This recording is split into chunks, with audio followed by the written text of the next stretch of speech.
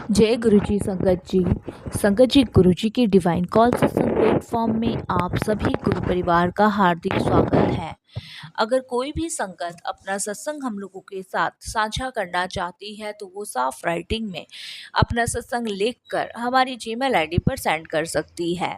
आपके द्वारा सुनाए गए सत्संग से जो गुरुजी की नई जुड़ने वाली संगत है उन्हें गुरुजी के कल्याण महिमा अनुभव के बारे में ज़्यादा पता चलेगा। संगत जी आज का जो सत्संग मैं आप लोगों के साथ शेयर कर रही वो निक्की मल्होत्रा आंटी का है। मैं उन्हीं के शब्दों में आपसे ये सत्संग शेयर करूंगी और सत्संग शेयर करने में कोई भी मेरे से गलती भूल चूक हो जाए तो मुझे माफ़ कीजिएगा। संगत जी जिस दिन मेरी माँ ने गुरुजी के पहली बार दर्शन किए वह उनके ज़िंदगी का सबसे बड़ा दिन रहा है और वह उसे कभी नहीं भूल सकती। कार दुर्घटना के पश्चात हमारे हितेश जी गुरुजी के पास जाने के लिए कहते थे। मेरी माँ धार्मिक है पर इतनी नहीं है। वे नहीं जानती थी कि एक दिन उनकी एक सहेली जो गुरुजी की संगत भी थी वो सुबह के टाइम उनके पास जा रही थी। मेरी माँ के मन में अनेक विचार उत्पन्न हुए। क्या इसे कुछ और काम नहीं है? घर के सारे काम छोड़कर यह कैसे जा सकती है? इस युग में भी ये बाबा और संतों के चक्कर काट रही है। मेरी माँ के मन में बहुत सवाल थे उनकी एक सहेली के लिए, क्योंकि वो सुबह सुबह ही गुरुजी के दर्शन के लिए जा रही थी। संगत जी मेरी माँ की वह सहेली मेरी माँ को बार बार चलने के लिए कह रही थी। माँ ने सोचा कि आज उनके साथ जाकर यह भी काम निपटा ही लिया जाए, क्योंकि वो बार बार उनको प्रेशर देती थी चलो चलो। तो फिर मेरी माँ ने सोचा कि आज चली ही जाती हूँ मैं। मेरी माँ उनके साथ दो बातों को मन में बिठा कर गई जो वह बार बार कहती थी। पहली की आस्था आवश्यक है और दूसरी की वह स्वर्ग ज्ञाता है। जब वह गुरुजी के पास पहुंची तो अपने आसन पर बैठे हुए अद्वितीय स्नेह और प्रेम की उस जीवित मूर्ति के दर्शन किए जो नश्वर की श्रेणी में कदापि नहीं थे। संगत जी कई मास की व्यथा के पश्चात मेरी माँ ने शांति से सांस ली। गुरुजी के पहले दर्शन करने के बाद उनके प्रथम दर्शन के लिए वही दिन निश्चित रहा होगा। उनके सम्मुख वह अपनी सब समस्याओं से मुक्त हो रही थी। संगत जी उस शुभ दिन के उपरांत बीते दिनों को भूलने का सिलसिला शुरू हो गया मेरी माँ की जिंदगी में। हम गुरुजी के दर्शन हेतु जालंधर जाते थे और रविवार की रात को चलकर सोमवार को सुबह कार्यालय में पहुंच जाते थे, क्योंकि उन दिनों पंजाब में रात को बसें नहीं चलती थीं। हम रात को 2:30 बजे वाली ट्रेन पकड़ते थे। एक दिन जब हम गुरुजी के दर्शन कर रहे थे तो मेरे पिता को सुबह 8:30 बजे अपने कार्यालय पहुंचना था, परंतु गुरुजी ने हमें अपने पास बिठाए रखा। संगत जी ट्रेन का समय निकल चुका था। 3 बजे उन्होंने हमें जाने की आज्ञा दी, यह कहकर कि हम ट्रेन जालंधर छावनी स्टेशन से पकड़े। अगली ट्रेन 4:15 पर थी संगत जी, जो मेरे पिता के कार्यालय के पहुंचने के समय के बाद ही पहुंचाती।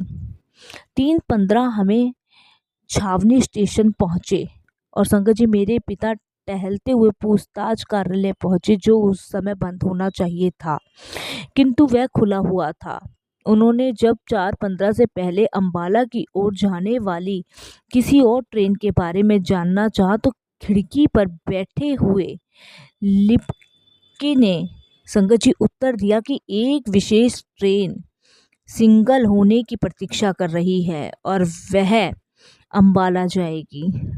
संगत जी मेरे पिता ने हम सबको जल्दी से अंदर बुलाया और उसी समय उस ट्रेन ने भी प्लेटफॉर्म में प्रवेश किया।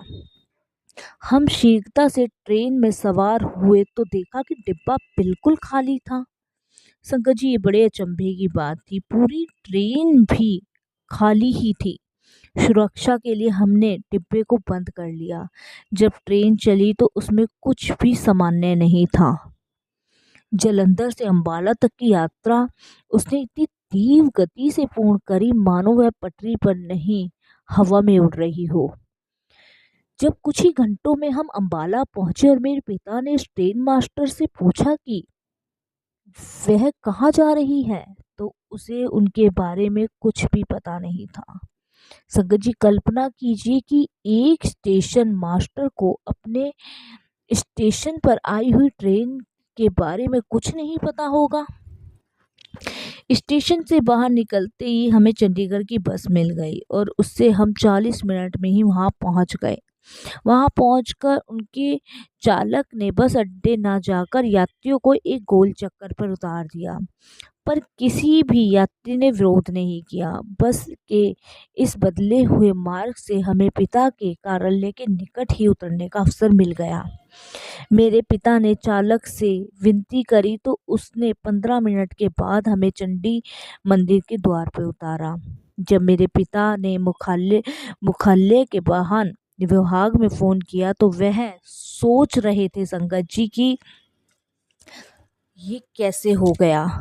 संगत जी, क्योंकि इतनी अतिशीघ्र उनके चालक को ढूंढ कर से भेज देंगे जिससे उसके समय की बचत हो जाएगी, किंतु दूसरी ओर से फोन उसके चालक ने ही उठाया।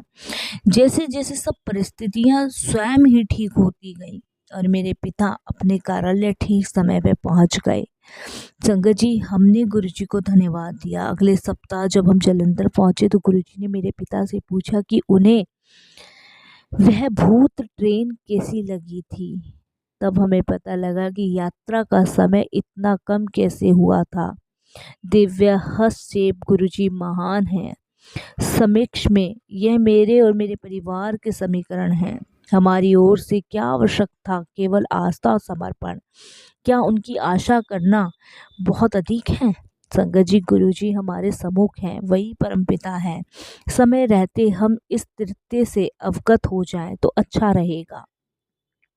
हर मिनट हर सेकंड चमत्कार से परिपूर्ण है। कहने को अभी भी बहुत कुछ शेष है। सबको आकर इस आनंदमय संसार और प्रभु प्रेम के प्राप्ति होनी चाहिए। वह हम सबको बुला रहे हैं। हम किसकी प्रतीक्षा कर रहे हैं संगत जी? हम इस मोह माया पीढ़ी के जंजाल से निकल के गुरु जी को सत सत प्रणाम करें। संगत जी, अगर गुरु जी अपनी संगत से प्रेम मांगते हैं, समर्पण मांगते हैं, तो संगत जी वो ज़्यादा कुछ नहीं मांगते अपनी संगत से। वो हमें निश्चित रूप से गुरु जी को कर देना चाहिए।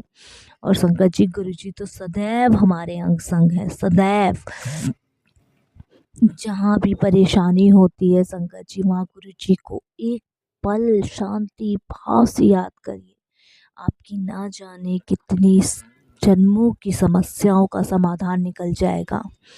हमारी सोच से भी आगे की सोच कर गुरु जी हमें देते हैं। संगत जी, हम नादान हैं, अनजान हैं। उस परमात्मा की कृपा से, उस परमात्मा के प्रेम से जो हमें गले लगाने को तैयार है, लेकिन हम इस चीज को समझ नहीं पाते हैं। संगत जी, ना जाने कितने जन्मों की यात्रा पूरी करने के बाद हमें वो परम पिता परमेश्वर गुरु जी मिले हैं। संगत जी, गुरु जी हमें उस नर्क से निकाल के उस मार्ग पे लेकर आते हैं जिसकी हमने कभी कल्पना भी नहीं की होती। न जाने संगत जी कितनी संगतों को गुरु जी ब्लेस करते हैं, कर रहे हैं और करते ही रहेंगे। मैं गुरु जी का जितना शुक्राना करूं उतना कम है। संगत जी, मुझे याद है कि एक बार मैं गुरु जी के बड़े मंदिर गई। संगत जी, देखिए, गुरु जी जाने जहान है, उन्हें सब कुछ पता होता है कि अपनी संगत को क्या चाहिए क्या नहीं चाहिए। संगत जी, मुझे एक लॉकेट स्वरूप चाहिए था। मैं मन ही मन ये सोच रही थी कि गुरु जी मेरे पास भी काश एक लॉकेट स्वरूप होता, मैं आप अपने गले में डालती। संगत जी, कुछ देर बाद गुरु जी इशारे से मुझे बुलाते हैं और मेरा हाथ पकड़ के और मेरे हाथ में वो लॉकेट स्वरूप रख देते हैं। तो संगत जी, हमारी सोच से भी ज़्यादा, कहीं ज़्यादा कुछ गुरु जी हमें देते हैं। कौन कर सकता है संगत जी? कोई नहीं कर सकता, वो परमात्मा ही कर सकते हैं। संगत जी, गुरु जी से मिलने के बाद जैसे मैंने नर्क से स्वर्ग तक की दिव्य यात्रा करी हो। मेरी समस्याएं मेरे विवाह के तुरंत बाद ही प्रारंभ हो गई थी, उन सब का मार्ग मेरे गुरुजी ने दिखाया मुझे। संगत जी, बहुत सत्संग बहुत सारे हैं संगत जी, जितनी बड़ियाई मैं गुरुजी की करूँ उतना कम है। मैं अपनी शादी के बाद के भी सत्संग शेयर करूंगी जब गुरुजी महाराज मुझे आज्ञा देंगे संगत जी, क्योंकि कहते हैं जब तक गुरुजी की आज्ञा नहीं होती तब तक हम कोई सत्संग शेयर नहीं कर सकते, कुछ नहीं सुना सकते। आज गुरुजी का हुक्म था तो मैंने ये सत्संग शेयर करा। संगत जी, वो पल, वो खुशी, वो यादें सब समेट के रख रखी है। और मेरी माँ तो अब गुरुजी के चरणों में है संगत जी, लेकिन मेरी माँ के लिए वो दिन सबसे यादगार था जब उन्होंने पहली बार गुरुजी के अद्भुत दर्शन करे। वहाँ उन्होंने शांति पाई, विश्वास पाया और ना जाने कितनी सारी समस्याओं का समाधान पाया। शुक्राना मेरे गुरुजी का हमें गले लगाने का, शुक्राना अपने पास बुलाने का, शुक्राना अपनी संगत बनाने का, शुक्राना हमें अपने पास बिठाने का। जय गुरुजी संगत जी, शुक्राना गुरुजी का।